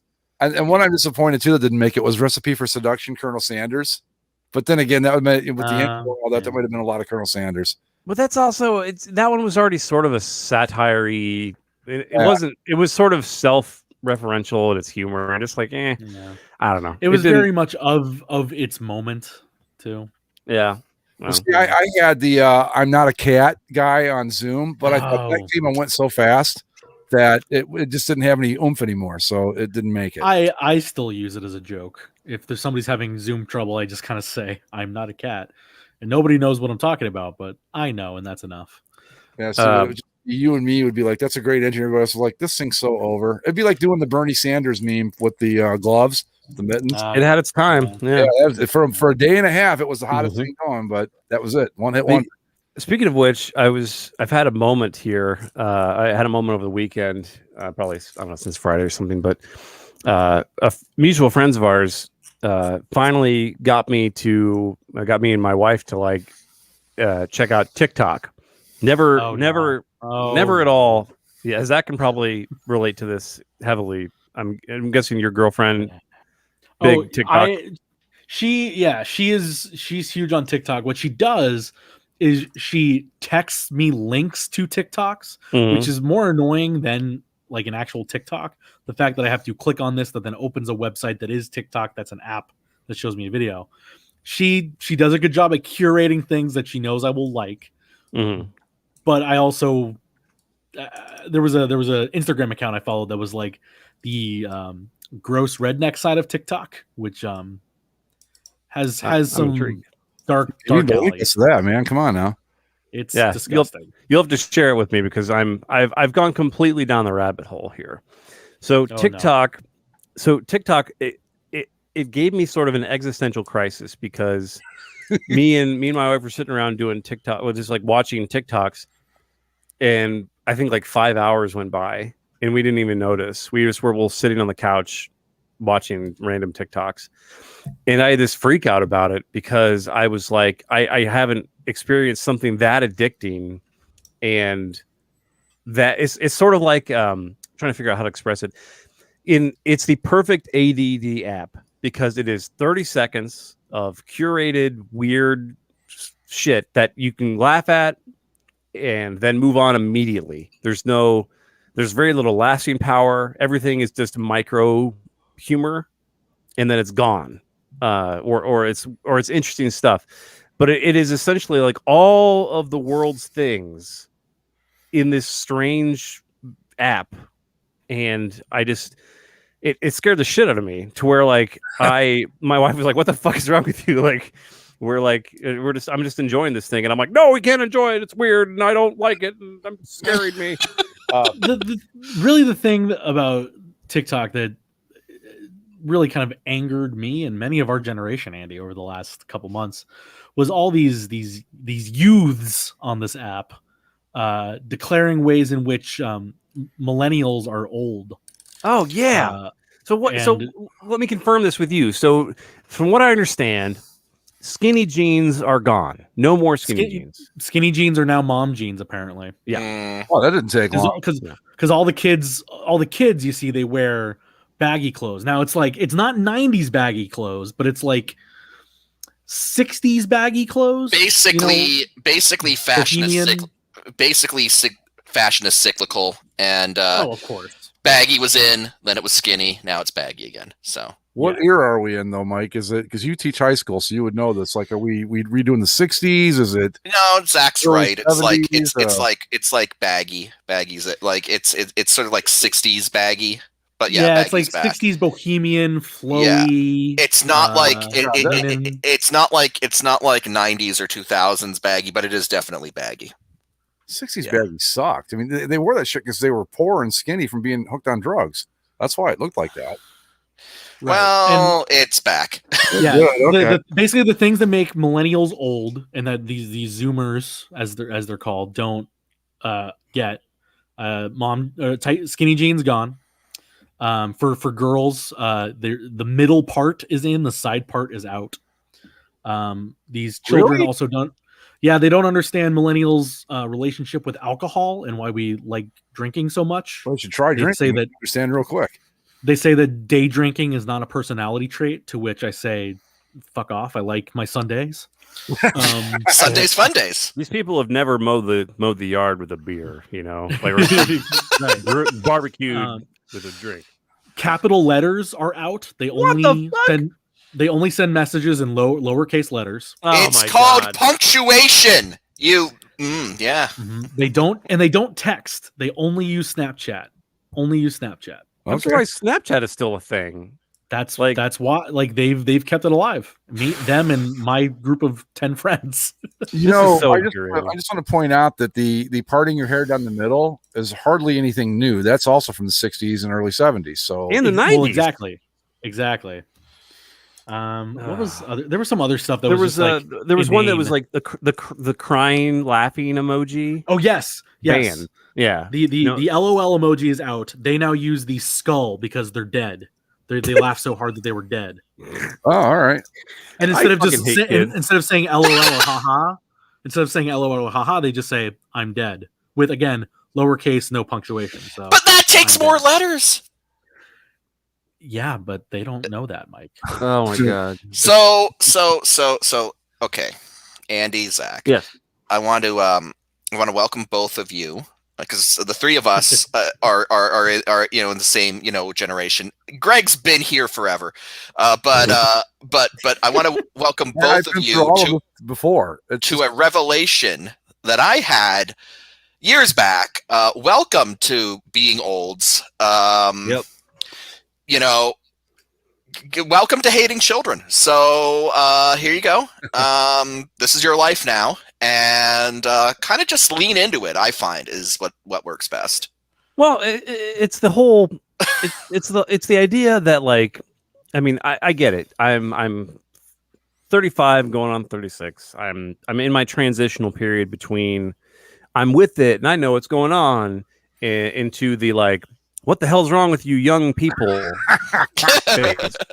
To me, it's more of like when I hear the whole thing of like, no, we don't text, we use Snapchat, or the like lowercase letters only. Like, I just want to slap the shit out of some people and be like, where are your priorities? Like what? Why is it so important to police these obscure and useless things? Like, well, and the thing about like the capital letters, that includes like if your phone, when you're typing, your phone autocorrects like the capital letter. Yeah. They literally go and undo it. That's more work for you. Like, you don't want to be uncool. How dare you use a capital T? It's you couple that with the like the whole anti-intellectualism thing that it's, and it may not be part and parcel with that trend or whatever. But it's just the most pointless shit. And I guess that's always been the way. Like, I saw a picture the other day. It was Hulk Hogan in 1997 wearing Jinko jeans, which, if anyone remembers, they're essentially 2/10 of fabric that that nearly covered your shoes. In some cases, did cover your shoes. Oh, I wore some baggy jeans. Yeah, and he had a massive keychain attached to it. I mean, by this point, he was like a 45-year-old man that had no business dressing like that in the first place, but he was simply wearing what was popular at the time. And I seeing that, it took me back to like being like, why the fuck did we wear these things? Why did we dress this way? And you could do this for every generation. We all have our fashion faux pas or our weird decisions or whatever. But like, because we're in this digital age now where the fashion being policed is sort of secondary to the digital behavior being policed.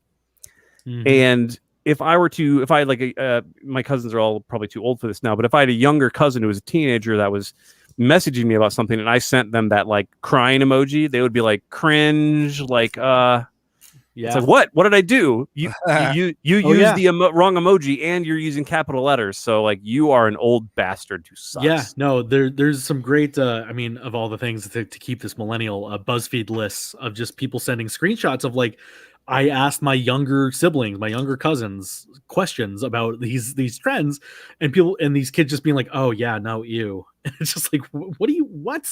This is completely normal behavior. You're dumb. The one that I find funny is it's like, oh, we don't understand your concept with your obsession with alcohol. It's like, okay, well, let me tell you something. 16-year-old child. Talk to me after a year in university, okay? Sure. Okay. Yeah. Yeah. Well, I mean, that's part of it too. It's like, they're like so committed to no, we don't drink, and it's like, because you can't. Yeah. Like, sure. I was 15, 16 years old. I'm like, I don't ever want to drink. It's stupid. And then I got old enough to drink, and things changed. Yeah, and then it's wait till like you're 17 and you go to a party where somebody snuck in some beer, and all of a sudden you're there too, man.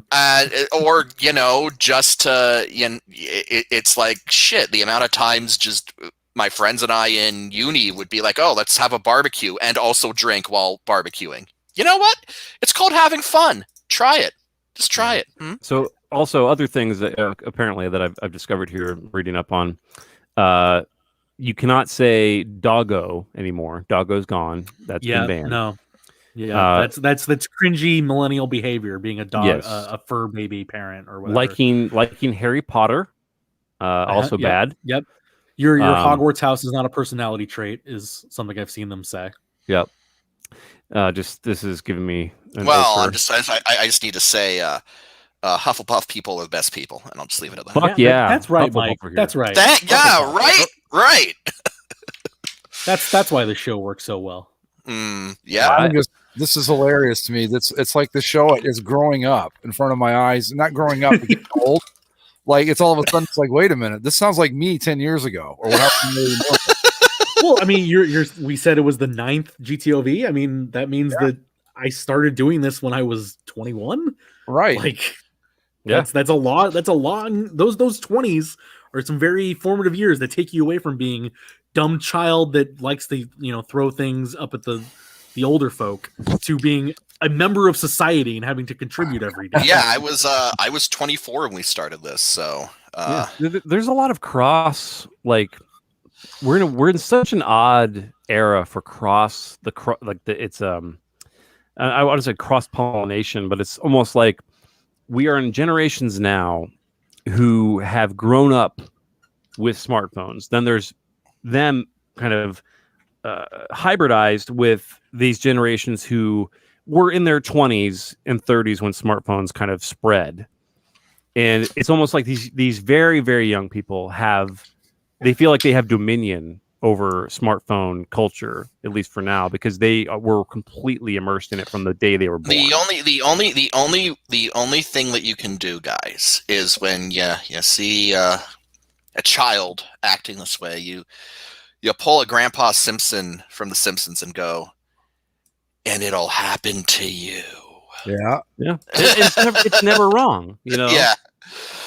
It's I used to be with it. Then what I was with wasn't it, and what was it was strange and confusing to me. And it'll happen to you. Well, I know whenever I see my niece and nephew, the first thing they do, Uncle Greg, check out these TikTok videos, and it's like, okay, and some of it's just really funny. It's just, but it would never occur to me. And then I've got a friend who's my age who will text me TikTok videos. So I don't know what the demographic is for TikTok, but it's kind of, it's interesting because so TikTok has like essentially there's a For You section, and there's probably any number of people listening to this like, oh my god, listen to this cringeworthy guy figure out how TikTok works up. There's a For You thing where essentially fuck that person. We're the ones doing a podcast. Yeah. So let's see you pull that off for 9 years. Anyway, so it sculpts this feed based on what you've liked and hashtags you've liked and stuff like that. And there's a whole TikTok subsection that's like over 30, and there's one for over 40. Hold on, my wife's got breaking news here. She's got a TikTok. What's going on? Wait, I've got a breaking news. Hold on a second. What's okay? Oh, I've got to enter my the addiction. Hold on. Here we go. Okay. Breaking news. The breaking news was I set up. We mutually set up passwords because TikTok has a restriction, a time limit thing on it you can put in, and we both agreed that like we needed to have a shorter amount of time invested in this because it's very addictive. And so we each set each other's passwords up so we wouldn't know, to unlock it. And she just came over and was like, "Unlock my phone." So I succumbed. So she can watch more TikTok. But anyway, so if you're a person that's over 30 or over 40, and you're like, I can't relate to any of this, the new music, because so much music now is being curated and written for TikToks. Yeah. That I just I don't know any of these artists. Like the Grammys were last night. I didn't know like 80% of who they were. And I guess Taylor Swift winning album of the year, and people were mad because it's like Taylor Swift's like 1,000 years old. I'm like, what? 28 years old. I don't. The whole I don't understand youth music thing hit me maybe like 2 years ago. Like I think it's starting to creep in with like the advent of like backpack rap and trap music, where it's just like SoundCloud rapper stuff. Yeah, mumble rap, and it's like I don't. This does not like speak to me or what I like, and so I'm just gonna ignore it because it's not like I do like Taylor Swift, and like she's still a contemporary of ours, so she's still making music, so I don't have to worry about what the kids need. No, but it's just like, so it's like, oh, Taylor Swift's old. I'm like, the fuck? What? No. Taylor Swift is now classic rock or whatever, classic whatever she would be. Oh God! When I hear Taylor Swift on the oldies channel, is going to be the day well, I spend. 30, right? Pardon? You guys are all over 30, right? Yeah. Yeah, you are right in the wheelhouse, not of the not the oldies yet, but you're right there in like what they call the adult contemporary target demo. When Taylor Swift shows up on the oldies station is the day I'm going to spend half an hour in the bathroom just looking at my reflection as I cry silently. You are probably about it's not far off 10 to 12 years from that at this point. I know I would track the classic rock station. When I was in high school and what I considered classic rock and what everyone knew was classic rock, it would play Led Zeppelin all day long, and you're like, okay, that makes sense. And then there was I forget when, but eventually Metallica started showing up on the station. I'm like, that's not classic rock. I mean, I guess it's old, but I don't believe it. And then a couple more years go by, and all of a sudden I heard a Green Day song on this channel. Yeah, I was like, what the hell is this? Yeah, that was a moment for me too. I'm sure that I don't listen to terrestrial radio much anymore, but I'm sure it's out there somewhere. There's got to be a 90s oriented like alternative rock station somewhere. Well, okay, no, here's how I kind of knew that our generation needed to start. It was we were on the outs. I actually had just gotten an XM radio subscription. And I was programming my my channels, and they have 50s on 50s, 60s on 60s, so on and so forth. And then they had like rock 2K music from 2000 to 2010, and I was like, well, guys, we've got our own specialty channel. Exactly. Like it's done. You just walk into those. You never have to listen to new music. Exactly. It wasn't K-Earth, because K-Earth to me, as far as I know, I mean, I haven't listened to regular car radio in some time. K-Earth was always still like 50s and 60s like pop music to me. Mm-hmm. Yeah, I'm on their website right now, and it says 70s, 80s, and 90s, which is oh boy, yeah, no, that's all three of us are in that target right there. The classic rock for me, Dennis, was KLOS 95.5. That was a great station back in the day. Yeah. That was mine. And then the when I knew that my music was turning to was K-Rock, KRQ, world famous LA radio station. I mean, they just couldn't find like good modern rock music to play anymore. So they either played old stuff or they started to play more like rap rock. And it's become this weird sound that isn't what K-Rock ever was. You guys want to know the real simple math to figure this out? like where like you can watch your musical stuff, like the stuff you listen to, go right through the progression. In radio, music radio, every format is based on like any format that's not current hits. They say that your music tastes are formed between when you're 12 and when you're 25. So you look at that era in your life and go, what's the music that was played the most in that era, the biggest hits and all that? That's the shit. You can follow it right out until you're into the oldies things. That's simple. And you guys, so let's see, 12 and 25. I don't know what years those would be, but I can almost typical station without even looking at it. I was 12 in 99, so that would have been what that was kind of past the grunge era. Yes, that was more of the new metal. Yeah. Unfortunately, that was a lot of Smash Mouth. Unfortunately, but yeah. Does the station you listen to now play a lot of Smash Mouth? I'm just asking. Well, no.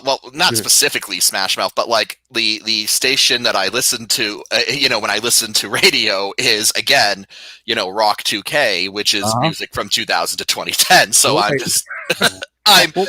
Let's just think about that you were 12 in 99, mm-hmm. and you were, what would that make you, 23 in 2010? Yeah. So I'm basically I've basically conceded that I don't get modern music, because it's like, no, I'm just going to listen to music from when I was young, mm-hmm.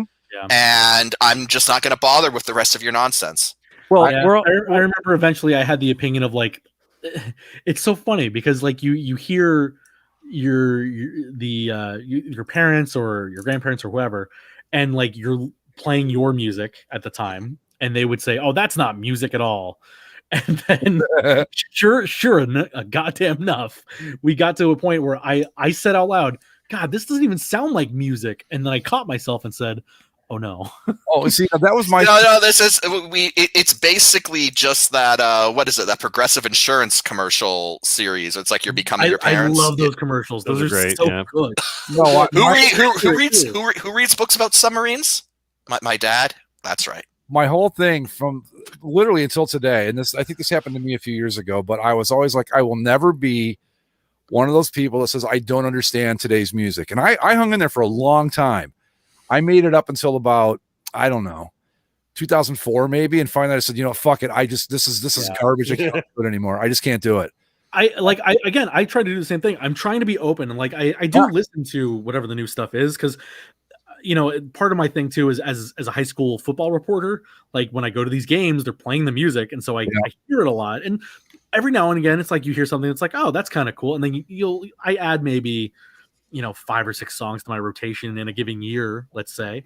But it's felt like over the last several years that those numbers have dwindled and dwindled and dwindled. I mean, at the end of less and less of the modern quote unquote songs. I just stopped. I stopped fighting it. I have no claim to nobility. I'm just straight up like, nope, not my jam. Never will be. I'm just gonna embrace. I'm gonna embrace being an old. We're also in an era. We're also in an era where like the two main things are Spotify and podcasts. Mm-hmm. I mean, like I feel like for the last, I don't know, at least 10, 12 years, I don't listen to anything but curated Spotify playlists I make, which almost feature zero 90s music or 2000s music, early 2000s music. I have like certain bands I like and certain podcasts I like, but I don't consider myself, I don't throw on like some Sheryl Crow or some like late 90s, early 2000s stuff, and Dennis says, like he points out, The Weeknd, not bad. And, that's the thing is I feel like it's very important for us to always try to listen to new music. And even if you don't like it, you just kind of know it. Like I listened to some Billie Eilish and I didn't get it, but I was like, whatever. Billie Eilish is one that just does not resonate with me. I do not understand. She kind of whispers all like this. Yeah. And this is like what people consider talent. Like she did her James Bond song, which won an award last night too, and it's just like this. I don't like this at all. And The Weeknd is he was an incredible singer, but this is not my thing. I feel like most of his songs are like they're fine, But He's all I think of boycotting the Grammys now. So, the Grammys are truthfully the Grammys are an awful representation of what is popular and good in music. Always have been. Always have been. They're not about what's good, because music more than any of the other mediums we talk about, whether it's movies or music or books or whatever, music is completely and utterly subjective. There's no objectively good music right now. It's just whatever people over here like or what people over there like. If somebody likes it, then it's good music to someone. It's good. That's the thing. It's all. I remember always saying that there's like every band that you hear on a classic rock station is someone's favorite band somewhere. Now maybe there might not be a lot of those people.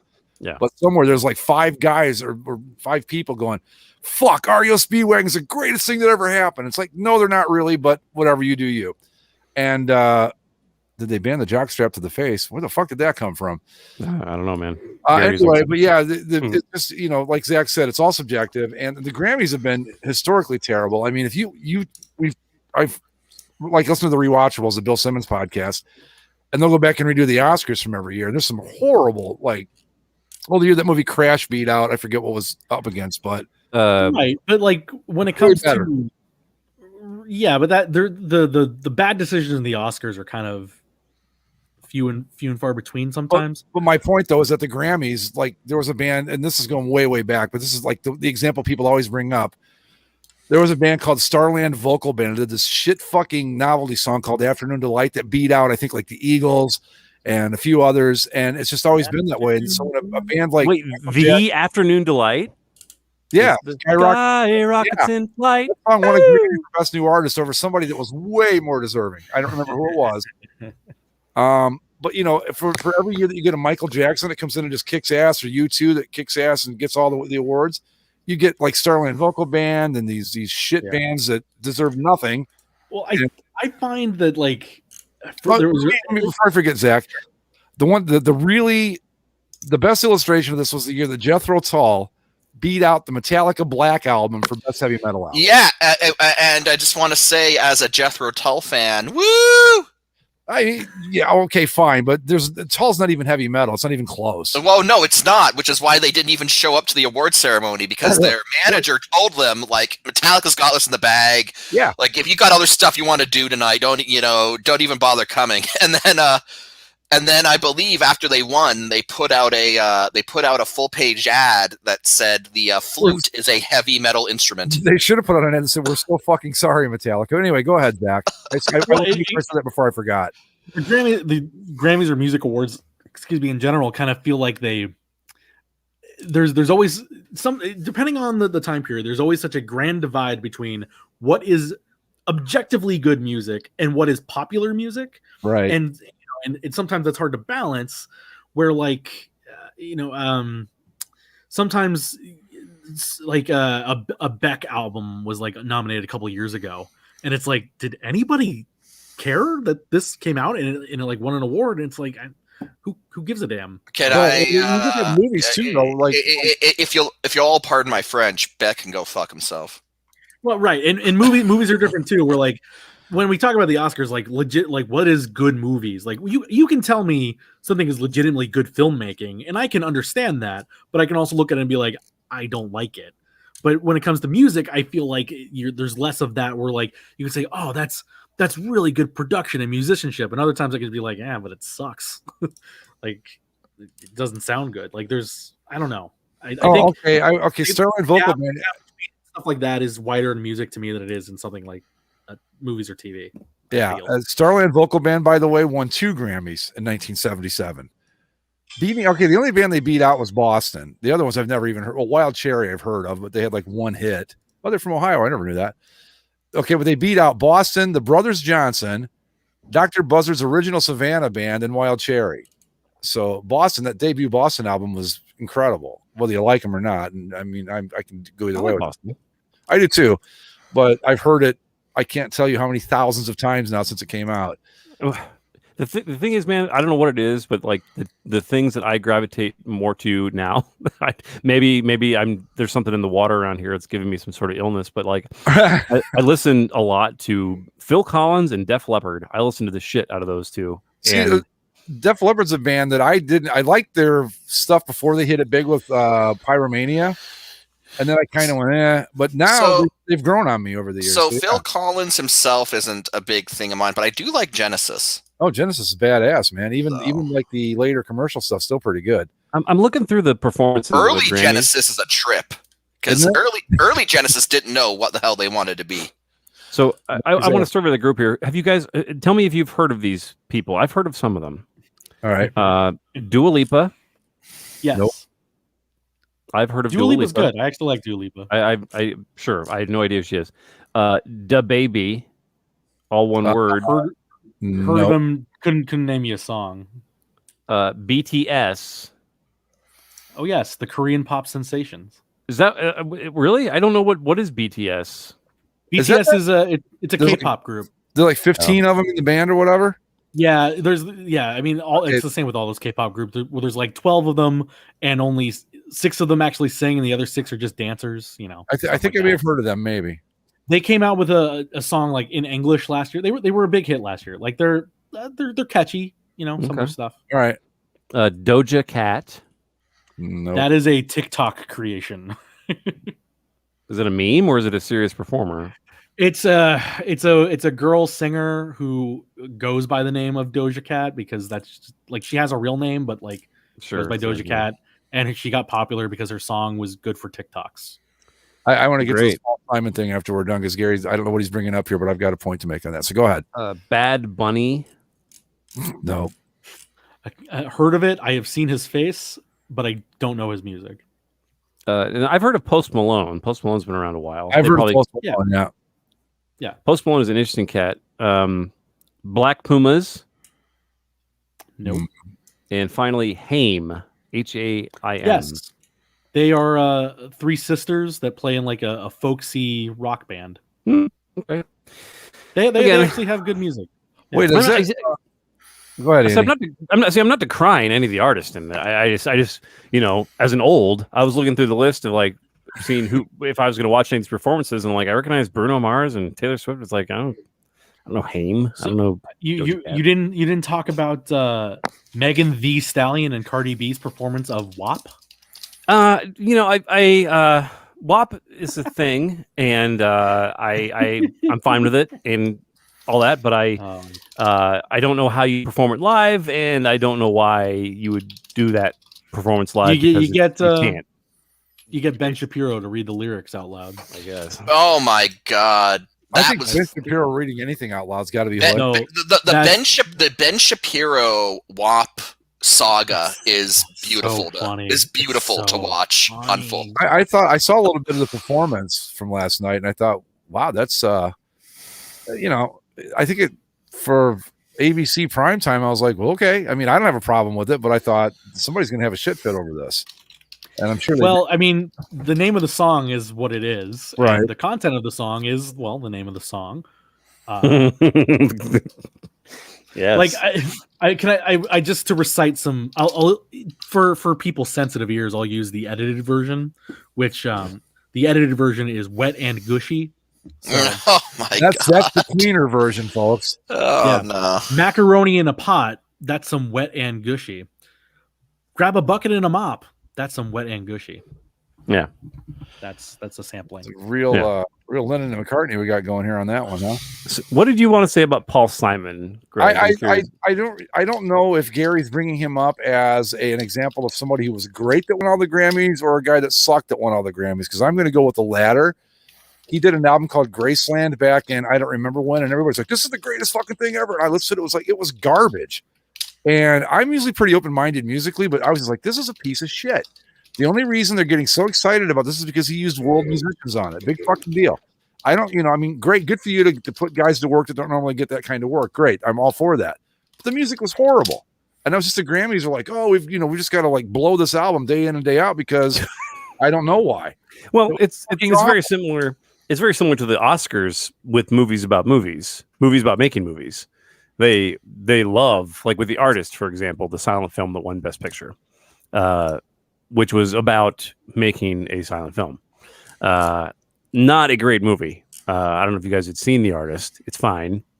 It's an interesting movie. No. It's like an hour and 20 minutes. It's worth your time just to be like aware that it was a thing, but it's it's a silent film. It's like this year when Mank gets awarded for like it's the making of Citizen Kane. Citizen Kane, yeah, the writing. It's like that's a movie right up their alley. It's probably not going to win, but it's like it's if it's done competently, of course it's going to get nominated for something because it's a movie about Citizen Kane and it's black and white and you know. There was a movie, I think Robert Altman directed it back in like 92. It was called The Player. Have you guys ever seen it? It's got Tim Roth, like everybody in it, but it was a movie about movie studios. And that thing got all the hype too. I don't know if it won or not. I don't remember. It was actually very good though. It was a good movie, but yeah, because it was about Hollywood, doing a movie about Hollywood, man, oh man, you would have thought it was the next Star Wars or something, the way they were going on about it. Yeah, I will say for the Oscar nominees this year, they came out this morning. I was going to ask, a very diverse field. I'm kind of pleased that they were able to get such a wide range of subjects in film. Who's up for Best Picture? So the Best Picture nominees are oh boy, the New York Times would stop throwing ads at me. The Father, starring Anthony Hopkins. Judas and the Black Messiah, which is about the Black Panthers. Okay. That sounds good. Mank, which is about I forget his first name, Mankiewicz. He was like a writer on Citizen Kane. Minari, which I believe is a Korean film or Japanese film. Korean film. Nomadland, which is Frances McDormand's Oscar. I watched part of that. What I saw of it was good. I enjoyed it, but I have not finished it yet. So that gives you an idea of like how it carries you along. It's like, all right, I got to get back to this, but it's pretty good. I liked it.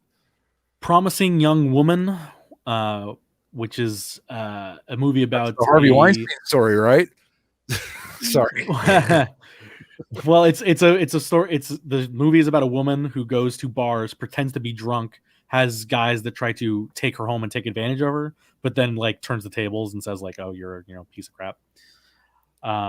The Sound of Metal, which is about a drummer in a metal band going deaf. Yeah. And then Trial of the Chicago 7, which is Aaron Sorkin's latest film. Which will not seen that? Is it any good? It's all right. Is it all right? Yeah, I watched it and I was like, yeah, that's a Sorkin movie, all right. And it's fine. You got a chance to watch it with the subtitles on so you can keep up, type thing with Sorkin. Yeah, no, I mean, I kept up with it, and I mean, I pretty much watch everything with subtitles on anyway now, just because sometimes I watch stuff that has like the British accent is so fucking thick. Or yeah, Irish, with that too. Yeah, but anyway, so it's fine. It's one of those to where like I feel like the Academy was like, God, we need an 8th entry or whatever. Just go with that one. That's fine. Find out whatever the fuck Sorkin did this year, and let's just go with it. I'm interested though. It's just so strange because obviously there was the large swath of the year movie theaters were closed, so a lot of these have opened in very small runs and then tried to be on streaming. And some of them I missed. Like I wanted to watch Judas and the Black Messiah because the trailer looked pretty incredible, but it was one of those things that was on HBO Max for just a month, and I kept forgetting to watch it. And of course, last night was the last night you could. Oh, damn it! So, yeah, I know. I assume that now that it's nominated, that it'll either be in theaters at some point to watch, or they'll have to put it back up so that people can see it. Mank is Netflix. Chicago 7 is Netflix. Sound of Metal, I believe, is Amazon. I think Promising Young Woman's Amazon. Nomadland, I believe, is on Hulu. Yeah, it's on Hulu. So, like, all of these things had to find streaming avenues. So, for the first time in a long time, I think it's going to be easier for the general public to take in the Best Picture nominees if they so choose. But it is a little bit kind of scattered, and nobody's really heard about any of these movies because there hasn't been movies. So it's kind of an interesting experiment of movies. Chadwick Boseman also gets a posthumous Best Actor nominee for Ma Rainey's Black Bottom, which I guess people thought was snubbed from Best Picture contention. Nomadland was like one of those indie films that everybody goes, you should watch, and you do it. I mean, it's fine. It was engaging, but which is why I think it'll win, because it's just one of those movies where you go, okay, well, I just watched it, so what? And so far, that's what it is anyway. So I'll be curious to see how that does. But I bet you I haven't seen any of these movies, so Yeah, I probably will not watch many of them if any of them on this list, which is terrible of me to say. But this past year has been objectively like one of the more barren wastelands, almost literally, of cinema. You know, of the white culture. Like I there's been some interesting ways and creative ways that Netflix and other streaming services have gone about trying to handle this, but honestly, you shouldn't just dole out these awards because you have an annual contest or whatever. Like these all look like shit in terms of just on the surface of a quick thing, and I'm sure there's some of them that are pretty good, but like Oscar worthy. Really? The value of an Oscar, though, is debatable at this point. But I just don't. No, go ahead. Yeah, Zach. I mean, it's there was a lot of talk, last year when they made the decisions of what they were going to do for this year's Oscars, of possibly even just like not doing it and just doing a combined 2020 2021 field, which would have been kind of unfair to a lot of film because like the way the Oscars tend to work and kind of why some of these things like Judas and Black Messiah and The Father were both movies that were released later in this extended window that the Oscars made. And they probably got a little boost in terms of overall nominations because they are more recently in people's heads, the critics' heads, the voters.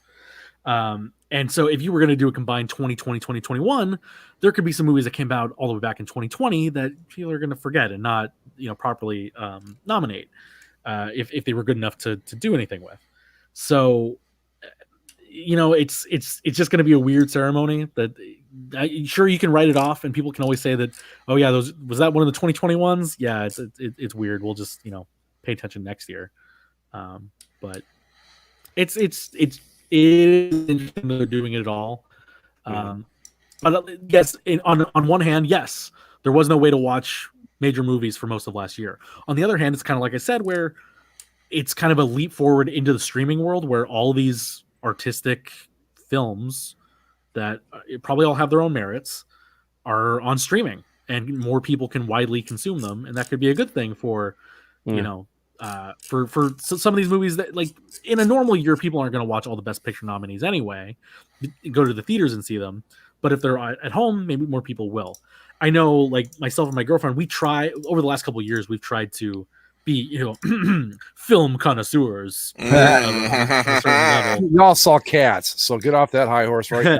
No, but yes, we did. But we also, if we weren't so committed to trying to do that, we wouldn't have watched Parasite last year. And Parasite's awesome. Parasite's one of the most incredible, like start to finish film experiences I've ever seen. And I like people didn't want to watch it because it was subtitled and all this stuff. And I tried to push anybody that could to go see it.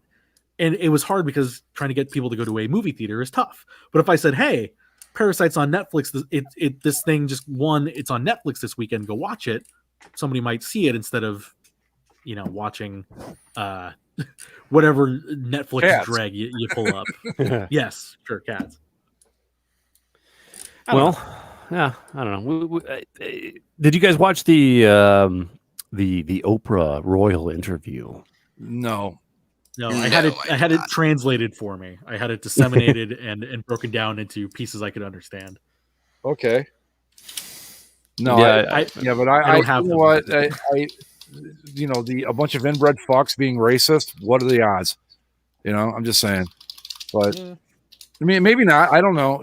She's from what I understand, she was very complimentary about Her Majesty and didn't have a lot of good things to say about the staff. But I could be totally wrong about that. I don't know. Yeah, from what I understand, they all have a very good relationship with the Queen, but it's more Prince Charles that's an issue, and I guess Harry and William aren't on I heard that too right now.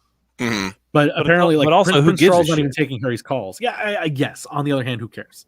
But, it'll be great for season 8 of The Crown. That's the way I'm looking at it. Yeah. Well, it's one of those, like, we don't have royal families, like we have our own levels of celebrity, but there is something alluring about royalty. we have the You're Trump still family. considered Well, a subject. Well, technically, hold on. One of us here is still technically a subject of. I was going to say, technically Yeah. speaking, yes, no. We in my home country of Canada, we not only have a royal family, it is that royal family. So, she's on your money. she is. Her Majesty is on her money, and you can tell how old a coin is by what portrait they use. So I love that I don't know if they still do it in the current Winnipeg Arena, but the old Winnipeg Arena, they had the portrait of the Queen hanging. Yes. Maple Leaf Gardens did too. Actually, yeah. No, Canada. Canada had. They are. We retained the monarchy, so it is. Part of the Commonwealth. Part of the Commonwealth. It's ingrained in the Constitution. All that stuff. And they get a pretty good crowd whenever they come over. So. Well, I mean, apparently it's worth what was it, $7 million to Oprah? $17 million. Yeah. Oh, of course you got paid for that. Yeah. Oh shit! So I'll be like, Oprah, what do you want me to say? You tell me which way you want to go with this, and that's exactly how I'll answer your questions. No. The Royals didn't get paid. Oh, they didn't. Oprah got paid. Oprah got paid. But yeah, because CBS had to outbid the other networks. Well, I'm sure the Royals got something for that. I mean, they'd be stupid not to. I'm sure they get a piece of it. Because what would you like me to say? And who do you want me to throw under the bus? Well, that's the thing, is they got like up to the precipice of throwing people under the bus, and then they wouldn't name names. So the big thing that people are talking about is like, the racism one. Like, they specified that it wasn't the Queen and it wasn't Philip, Prince Philip, which is a shock in itself, but okay. But they did not. Prince Philip's actually a pretty big deal in the town I went to university in. Funnily enough, if there was going to be somebody that would make a gaffe, my money would be on him. But like they, as Zach said, they didn't really throw anyone under the bus, even though they walked up to it, because Harry clarified that it wasn't the Queen, it wasn't Prince Philip, and then said that like he wouldn't say who said it, because it was like, it would be very damaging to whoever they said it was. Yeah. So like, of course it is. So that's why you should say it. Yeah. No, it's one of those. It's one of that check. It's one of those things where either someone actually did say that or they didn't, and by not saying who's allegedly said it, you now make it impossible to determine if it was actually said and if there needs to be, who should pay what consequences for it. So that's one of the big frustrations, is like, if you're going to drop a bombshell like that, then you should probably come out with who said it. And I mean, fuck, if it was Charles who said it, then, fuck it. People don't want him to be king anyway. So it would just be give people more ammunition to skip over him entirely. So would this be considered English cancel culture then? Hashtag cancel the king. Yeah, we were off for the latest cancel culture wars. Oh my god. Well, technically speaking, if they wanted to, they could exclude Charles from the line of succession. How so? Because there's like some history here, so I'll keep it very concise. Some shit went down between Protestants and Catholics in England way back when, and the Protestants won. Yes, the Protestants won. That's difficult to believe. And as a result, the Act of Settlement of 1689 stipulates that you cannot inherit the British crown if you are a Catholic or married to a Catholic. And Camilla is a Catholic. Oh, wow. He was trouble from day one. So the thing about it is that a lot of those historical conflicts between Protestants and Catholics in British history were used as a justification for a long time to disenfranchise Catholics in the British Isles. A lot of those, all of those laws have mostly been rescinded. And that happened a while back, over the last 100 years or so. But the point is that the royal settlement of 1689 has not been repealed. It's still on the books, and so it's one of those things where, if you wanted to hold everything to the letter of the law, then they could exclude Charles on that basis. But at the same time, it's one of those things where it's like, more trouble than it's worth. It's more trouble than it's worth, and then it's like, do you really want to start enforcing, blatantly religiously discriminatory legislation in the 21st century, which gets into all sorts of things. So it is one of the, but the point is, I kind of find it funny because everyone seems to be of the opinion. I don't know how much this permeates into the United States, but everyone, under the auspices of the Queen, tends to be of the opinion that when Her Majesty departs us, it's like, oh, can we just skip Charles and go to William, because nobody really likes Charles? And the way the Queen's going right now, Charles may keel over first, so they can get what they want. Well, yeah, no. The joke. Didn't her mother live till be like 102? 102, yes, yeah. 102, yeah. Which is hilarious because her husband George VI died at 52. Oh, right, yeah. And then so she died at 102. They had to open up his crypt 50 years later to bury her next to him. I thought when you said husband and now you mentioned crypt, I thought you were going to mention Prince Philip. No, oh God, God, he looks like a corpse. He looks like, if I don't know how he's still hanging on. Like I've just been assuming that the Queen's been sucking the life force out of Charles all these years to stay alive. Well, she is a lizard person, I don't know how Philip is hanging on there. But yeah, Prince Philip is actually a pretty big deal in London, Ontario, where I did my undergrad, because he is one of the royal, I think he's the top royal, I guess, like sponsor of a Canadian Army regiment that's based in London. And if you go to their museum on their base, they have like his ceremonial sword there that is used for all sorts of official business and whatnot. And then at the University of Western Ontario, he gave a speech there back in the 80s, and they've got this like rock with a giant plaque where it happened, and it's like, on this site in 1982, Prince Philip gave some speech about something, and it's there. So okay. Yeah. Sorry, I'm not laughing at any of this. I'm going to share the turkey guy. I was just going to ask if it was the turkey fucker.